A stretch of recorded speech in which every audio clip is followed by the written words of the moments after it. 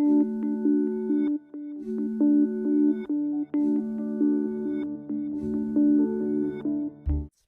कृपस कतिवटा from पोइन्ट0 and अघिल्लो भिडियोमा चाहिँ हामीले एउटा नेभिगेसन बार अनि त्यसपछि ड्रयर त्यसपछि बडी हेरेको थियौँ भने आज चाहिँ हामी एकदम इम्पोर्टेन्ट अब चाहिँ अलिकति स्टेप माथि हामीले चाहिँ अहिलेसम्म युआईको कन्सेप्ट मात्रै हेरेको थियौँ भने अब चाहिँ हामी अनि हामीले स्टेटलेसमा मात्रै काम गरेका थियौँ भने अब चाहिँ हामी स्टेटफुल एन्ड स्टेटलेस बोथको डिफ्रेन्स हेर्नेछौँ।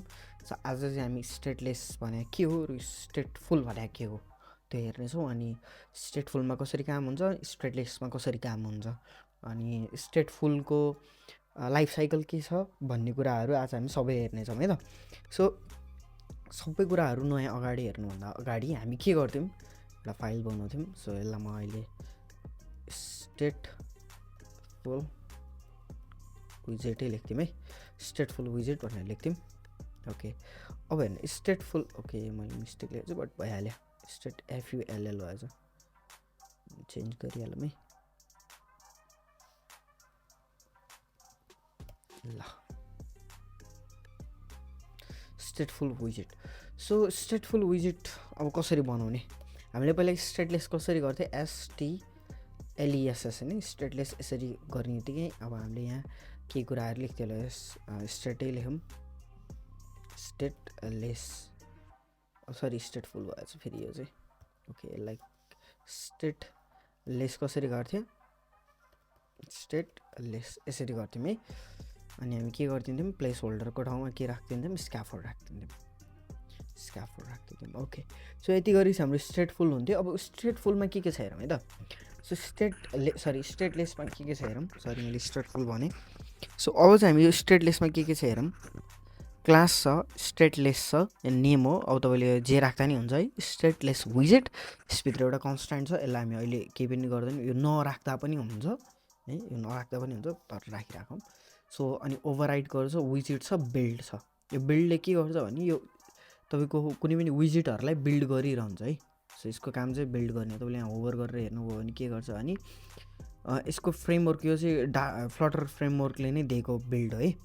सो सेम यस्तै गरी अब हामी स्टेटफुल क्रिएट गर्नु पऱ्यो। अब स्टेटफुलमा हामी के गर्छौँ, ओके स्टेटलेस गरेँ मैले, स्टेटलेस गरिसकेपछि एउटा केही लेखिराखौँ है, त्यहाँ कोड सानो लेखौँ, स्टेटलेसलाई यता लगेर इम्पोर्ट गरौँ। ओके सो स्क्याफोल्ड रन गरौँ। ओके यहाँ आइसक्यो। अनि अब यसको एउटा एप बार दिउँ, एप बार ओके। एन्ड बडीमा चाहिँ हामी के लेख्थ्यौँ भने एउटा टेक्स्ट लेख्थ्यौँ, टेक्स्टमा चाहिँ स्टेटलेस ओके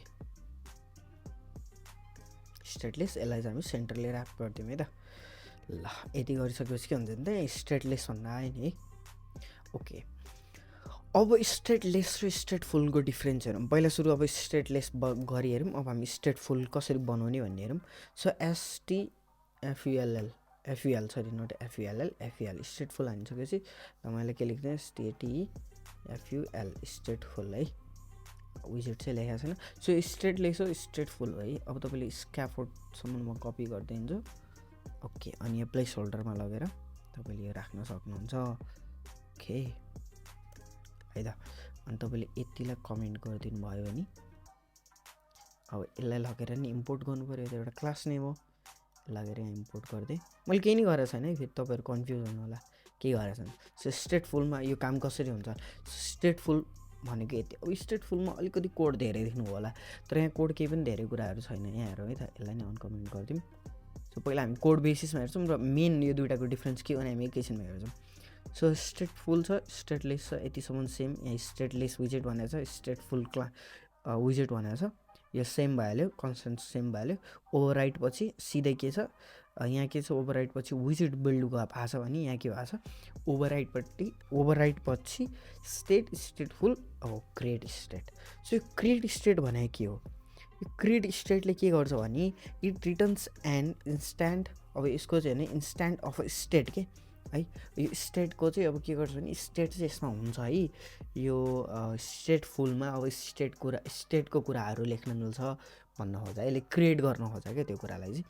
ओके, अब यो भइसकेपछि तपाईँले तल देख्न सक्नुहुन्छ यहाँ फेरि क्लास छ अनि स्टेटफुल स्टेट भनेको छ।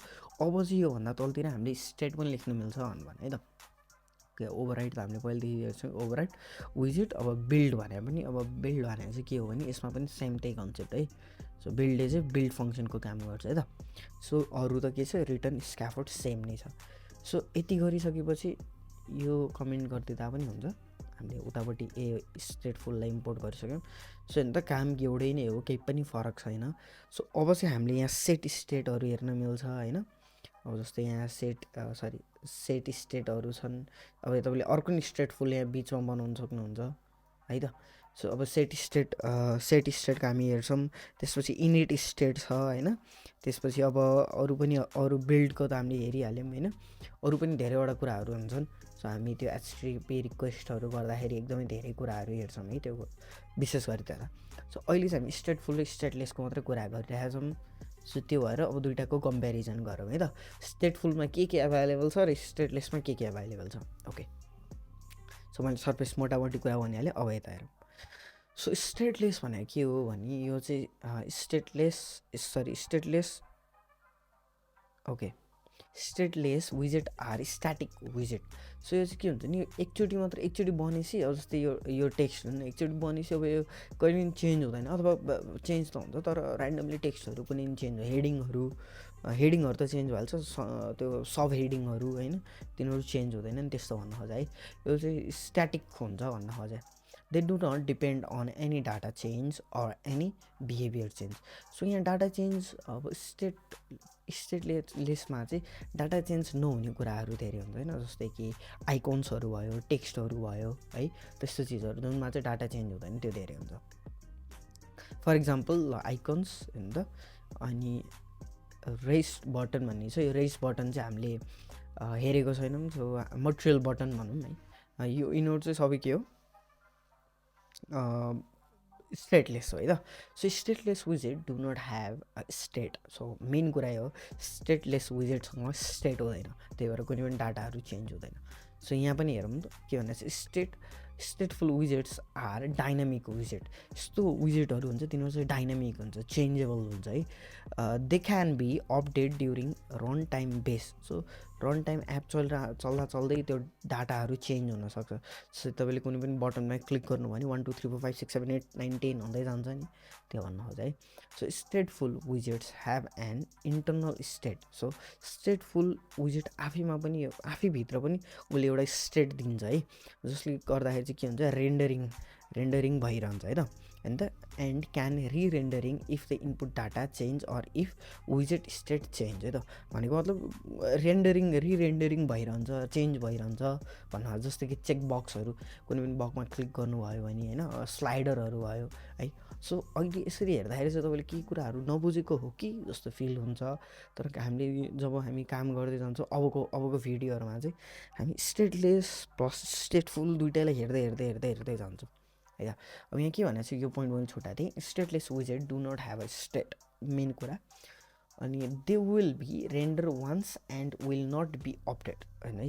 एकचोटि मात्रै रेन्डर हुनसक्छ, एकचोटि मात्रै लोड हुनसक्छ भन्ने ल अझ तपाईँले बुझ्ने भाषामा लोड हुनसक्छ र त्यसपछि केही पनि चेन्ज नहुन पनि सक्छ है। भनेको अब एक्सटर्नल डाटा चेन्ज नभइकन त्यो चेन्ज नहुन पनि सक्छ भन्न खोजेँ है त। सो स्टेटलेस र स्टेटफुलमा यही नै थियो, मेन डिफ्रेन्स यही नै हो। स्टेटलेसमा स्टेट लेख्न मिल्दैन अनि स्टेटफुलमा स्टेट लेख्न मिल्छ। तपाईँले गेट एक्स भन्ने अर्को स्टेट छ, त्यो युज गर्दाखेरि चाहिँ तपाईँले कहिले पनि स्टेटफुल राख्नु हुँदैन, स्टेटलेसै राखेर गर्नुपर्छ। सो ब्लकहरूबाट गर्छौँ हामी, त्यसपछि हामी अरू कुराहरू गर्छौँ। सो अहिले चाहिँ हामी स्टेटफुल र स्टेटलेसमा यति नै डिफ्रेन्स हेर्छौँ। सो मेन कुरा यही नै हो होइन। स्टेटलेसबाट नि हामी एउटै कोड हेर्नु त, अहिले हामीले एउटै कोड स्टेटलेसबाट पनि गऱ्यौँ, स्टेटफुलबाट पनि गऱ्यौँ है त। सो तपाईँले एकचोटिमा फेरि समराइज गर्छु, स्टेटलेस भनेको के हो, जहाँ युआई धेरै हुन्छ, युआईको पोर्सन धेरै हुन्छ, जहाँ मेन कुरा त स्टेट हुँदैन है। मेन कुरा भने नि स्टेट लेख्न नपर्ने ठाउँमा स्टेटलेस युज गर्ने हो र स्टेट लेख्न पर्ने ठाउँमा स्टेटफुल युज गर्ने हो है। मेन कुरा नै त्यही हो। सो यति दुइटा बुझ्नुभयो भने तपाईँलाई अब आउने भिडियोहरू, अब आउने हाम्रो युट्युबको भिडियोहरू अथवा अब आउने कोर्सेसहरूमा एकदमै सजिलो हुन्छ बुझ्नुलाई। यति दुईवटा कुरा बुझ्नुभयो भने स्टेटलेस भने मोस्टली होइन युआईमा युज हुन्छ भनेर बुझौँ अथवा जे भनेर बुझ्दा नि अर्को एउटा इम्पोर्टेन्ट स्टेटलेसमा बुझ्नै पर्ने कुरा भनेको चाहिँ स्टेटलेस विजेटमा स्टेट हुँदैन भनेको कुनै पनि डाटाहरू चेन्ज हुँदैन, कुनै पनि डाटाहरू फेच गर्न मिल्दैन भन्न खोजेँ। सो स्टेटफुलमा डाटाहरू रन टाइम बेसमा चेन्ज गर्न मिल्छ भन्न खोजेँ होइन। सो यति दुईवटा कुरा बुझ्नुभयो भने तपाईँले सबै धेरै कुराहरू त अब आफै सिक्दै सिक्दै जाँदै बुझ्नुहुन्छ है त। सो यो आजको लागि यति नै and thanks for watching guys. अब आउने भिडियोमा हामी अझै इन्ट्रेस्टिङ पार्टहरू हेर्नेछौँ। अब मजा आउँछ, हामी डाटाहरू फेच गर्छौँ होइन, एचटिटिपी रिक्वेस्टहरू गर्छौँ। सो अब चाहिँ एकदमै बल्ल मेन कोर प्रोग्रामिङ आउँदैछ। अहिलेसम्म हामीले एकदम बेसिक कुराहरू मात्रै हेऱ्यौँ, जसले गर्दा चाहिँ अब हामी बनाउनु खोज्ने एपलाई चाहिँ एकदमै राम्रो बिल्ड होस् भनेर। So thanks for watching guys and see you in next video.